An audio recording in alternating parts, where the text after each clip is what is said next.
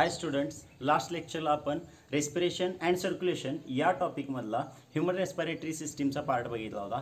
आता त्याच्यानंतरचा जो पॉईंट आहे तो आहे मेकॅनिझम ऑफ रेस्पिरेशन.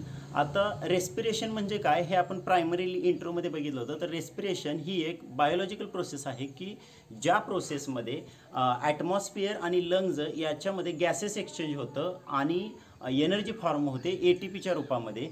तर या रेस्पिरेशनच्या 4 प्रोसेसेस आहेत की तुम्ही बघू शकता. 4 प्रोसेसेस. पहिली आहे ब्रीदिंग, दुसरी आहे एक्सटर्नल रेस्पिरेशन, तिसरी आहे इंटरनल रेस्पिरेशन आणि चौथी जी प्रोसेस आहे ती आहे सेल्युलर रेस्पिरेशन. तर आजच्या लेक्चरला आपण ब्रीदिंगची जी प्रोसेस आहे ती ब्रीदिंगची प्रोसेस आपण डिटेलमध्ये बघणार आहोत. तर ब्रीदिंगची जी प्रोसेस आहे ही ब्रीदिंगची प्रोसेससुद्धा याची डेफिनेशन ही रेस्पिरेशनप्रमाणे सांगायची आहे की आपण रेस्पिरेशनला म्हणलं होतं की gases exchange between lungs and atmosphere. ही ब्रीदिंगमध्येही हे सांगायचं आहे. ब्रीदिंग म्हणजे काय आहे तर gases exchange takes place between lungs and atmosphere. परंतु इथं जी प्रोसेस सांगितली तिला फिजिकल प्रोसेस म्हणायचं. Breathing is a physical process in which gases exchange takes place between lungs and atmosphere. आता फिजिकल प्रोसेस हे का म्हणायचं आहे हेही मी तुम्हाला सांगणार आहे.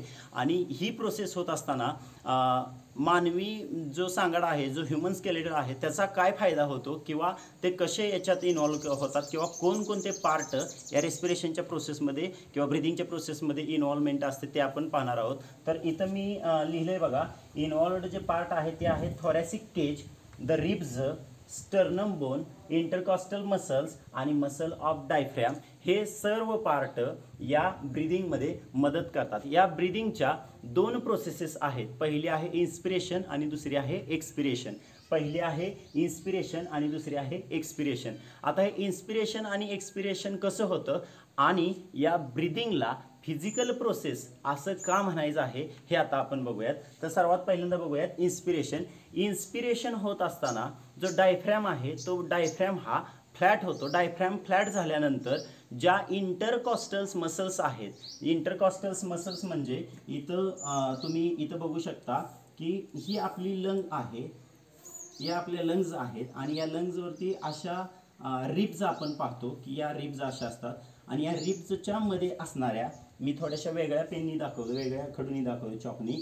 या इथं अशा असणाऱ्या ज्या मसल्स असतात या मसल्सला इंटरकोस्टल मसल्स असं म्हणायचं. इथं जे वरती रिब केजच्या वरती जे बोन असतं याला स्टर्नमचं बोन असं म्हणायचं.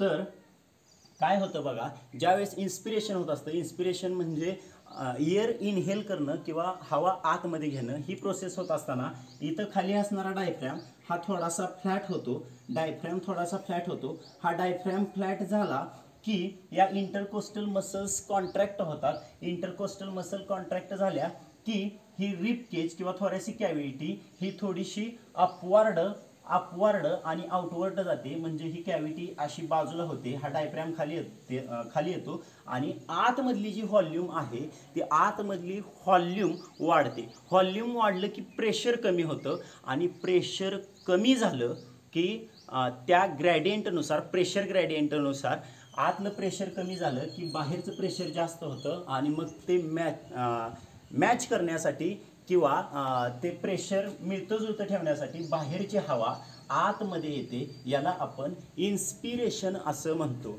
बघा काय काय होतं इन्स्पिरेशनमध्ये. काय होतंय, डायफ्रॅम हा फ्लॅट होतोय.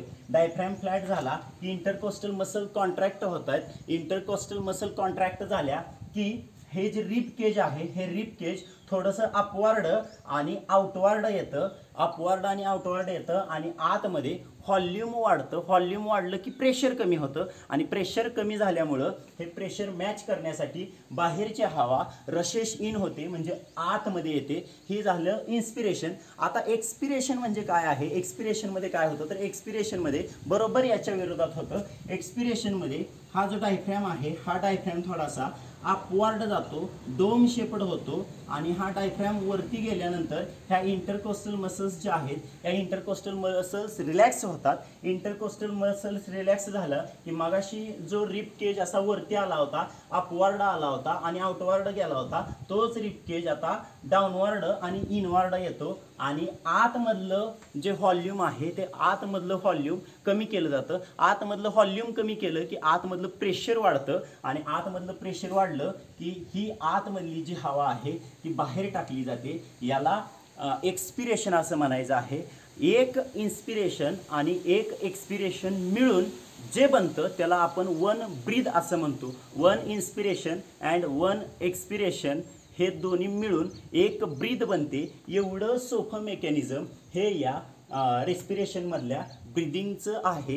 ब्रिदिंग ही या रेस्पिरेशनची सर्वात पहिली पायरी आहे आणि म्हणून याला फिजिकल प्रोसेस असं म्हणायचं आहे, कारण की याच्यामध्ये हे स्टर्नमचं बोन किंवा इंटरकोस्टल मसल्स किंवा बाहेरचा जो प्रेशर ग्रेडियंट आहे हे प्रेशर ग्रेडियंट काम करतात, म्हणून याला फिजिकल प्रोसेस असं म्हणायचं आहे.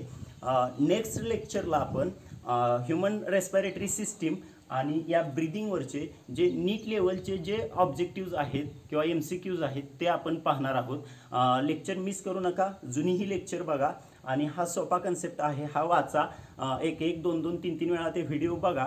जरी नाही समजलं तर तुम्ही मला कमेंट सेक्शनमध्ये डाऊट विचारू शकता, मी ते तुमचे सॉल्व्ह करीन. हा चॅनल लाईक करा, शेअर करा आणि सबस्क्राईब करा. धन्यवाद.